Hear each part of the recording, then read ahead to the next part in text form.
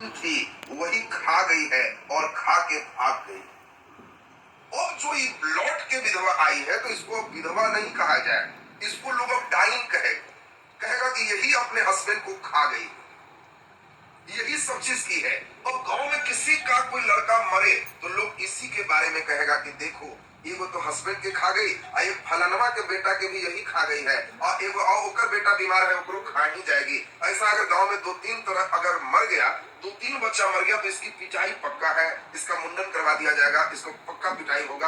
आज भी गाँव में तुम ऐसा देखोगे गाँव में कि डाइन है, सुनने को आएगा आपको कि डाइन है, लेकिन सही बात की रियलिटी क्या है? अगर सही में डाइन रहे, किसी को पावर रहे कि देख के किसी को नजरा दे तो समझते हैं उसको पेमेंट करोड़ों में मिलेगा, लाखों में नहीं, करोड़ों में मिलेगा। मोदी जी रखेंगे 5-6 एकदम कि हमारा जो भी राहुल गांधी से लेके जो भी मेरा प्रतिद्वंदी है जहां सभा करे वहां 20 डाइन भेजे रहेंगे कि तुम ऐसा नजरा दो कि वही घोलट जाए, गायब हो जाए।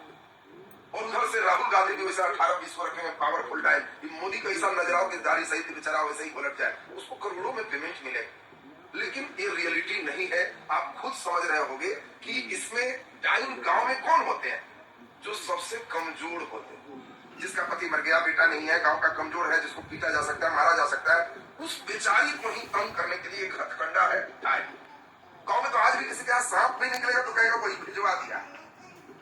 और अब आप 1 मिनट की बात समझोगे तो इनकी स्थिति समझ जाओगे। अब ये विधवा जो भागी थी, कभी भी गांव में कोई बीमार होगा, कुछ होगा तो इसकी पिटाई होगी। इसी की पुतोह, इसी का पोता अगर बीमार पड़ा है तो पुतोह कहेगी कि यही ऐसा कर रही है, लगता है कि पोता कहीं भी मार देगी। जब तक इस बेचारी का हाथ पैर चलता तब तक तो अपने से बना के जी खा लेती।